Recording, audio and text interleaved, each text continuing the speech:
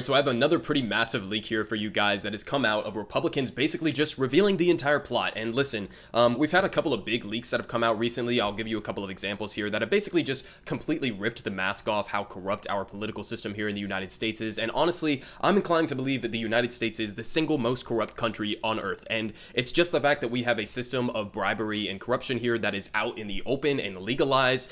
So a lot of Americans think of it as just like, oh, this is normal, this is the status quo, this is how politics works, when it really just should not be in any capacity, and nobody should accept it as the default. But here were some of the recent leaks that we had that really just ripped the mask off. So leaked audio of Senator Joe Manchin call with billionaire donors provides rare glimpse of deal making on filibuster in January 6th commission. So basically, there was a leaked call of him discussing with his billionaire donors how he was trying to get them to go basically bribe a Republican congressman to support the January 6th investigation, so that Joe Manchin could then use that as a justification for continuing to oppose getting rid of the filibuster.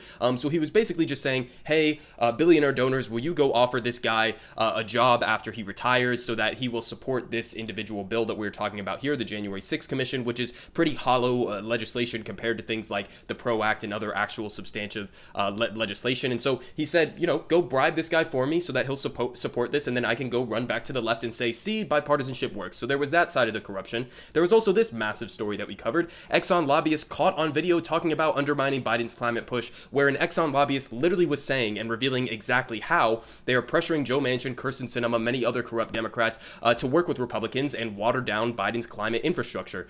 So there was that. And now we have this, which is really just adding to the choir. And there's a lot of stuff that they say in here, which is so just glaringly obvious in the ways that we talk about the Republican Party typically, but it's amazing to hear them say it themselves because they know full well how corrupt they actually are. So let's go ahead and hear it straight from their own mouths. We have a bunch of people running around, particularly progressives, who all they want to talk about is, well, let the people's will be done. No. We don't want the people's will to be done immediately because you have the passions of the majority that remember, our Constitution was set up to protect who? Minority rights, not the majority rights.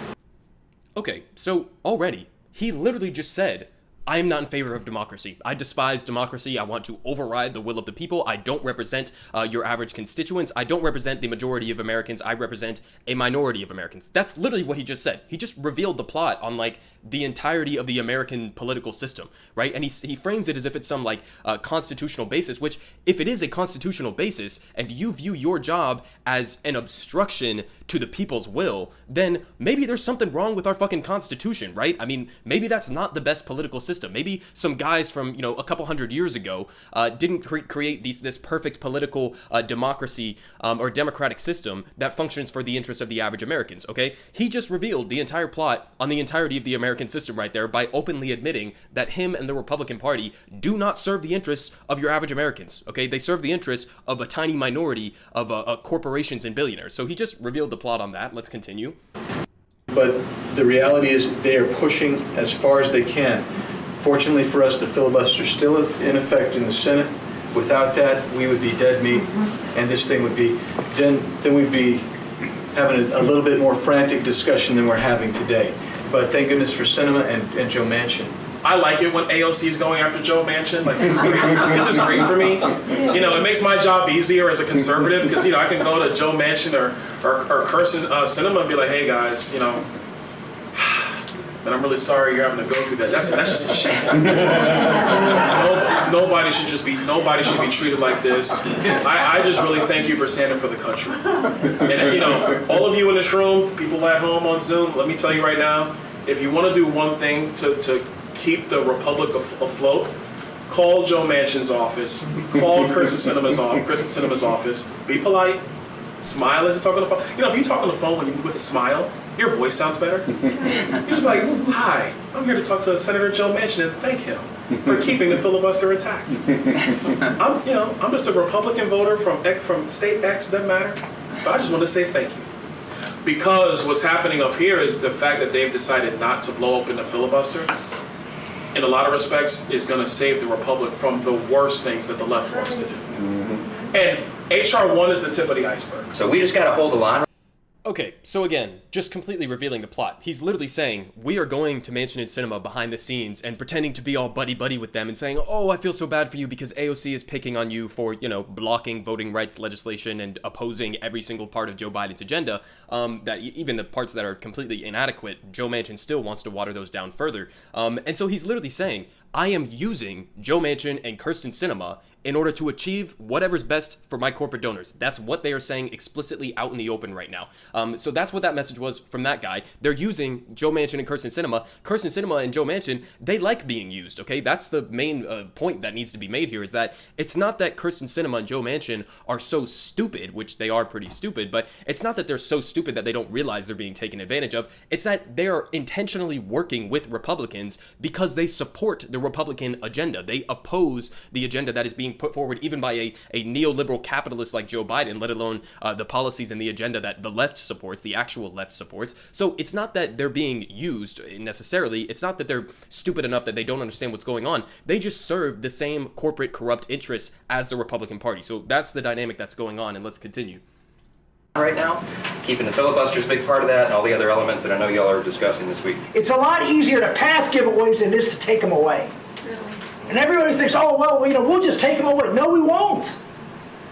No, we won't. So please, if any of you have any thoughts about the idea that a filibuster removal, it was a good deal. And I know the previous president was for it and still is. It's a bad idea. Okay, so there you go. I mean, that last point really revealed more to me than even the rest of it did, because what did he just say? What did Rick Santorum just reveal? He just said, and this is a line that we hear from Democrats all the time, right? They say, oh, well, what's the point of passing X policy that the left wants, because Republicans will just come in power and negate it. They will get rid of it, especially if it's entitlements, etc. No, they won't. He just said, no, they won't. Why? Because when you pass economic policies that give relief to Americans that desperately need it, Republicans are not going to turn around every single time and get rid of that. Why? Because it makes them look terrible, okay? It reduces the chances of them actually succeeding in future elections. This is why things like Social Security and Medicaid and Medicare are so difficult to touch at the national level, because it's poisonous, okay? If you are going to take something away from average Americans that they obviously like and support, then they are going to despise you. And he recognizes that. The Republican Party recognizes that. Somehow, mysteriously, the Democratic establishment doesn't seem to recognize this fact. It's difficult to undo these policies that the left supports. It's difficult. Let's say you had Medicare for all implemented. Do you know how difficult it would be, even with the billions of dollars that would be spent by health insurance and big pharma in order to undercut it every step along the process? Do you know how difficult it would be if we actually began guaranteeing healthcare as a human right to every single American, for Republicans to then turn around and take that away to continue bankrupting Americans? That would be absolutely almost untouchable for them. But the problem here is that we don't have a party on the left. We don't have a Democratic Party that is actually willing to take on that fight to support and implement policies like Medicare for all. So that's the overall takeaway here, okay? Understand the dynamic. The Republican Party is completely bought and controlled by these corporate interests, and they serve the interests of those corporations. That's why they revealed the plot that they don't represent the majority of Americans. They're perfectly willing to come out and openly say that. But the point that needs to be added on top of that is this is also the Democratic Party, okay? Because the Democratic Party is falling for shit like this. And it's not that they're falling for it out of incompetence or that they don't know that this type of dynamic is happening right now. They're falling for it because they serve the same goddamn corrupt interests as the Republican Party.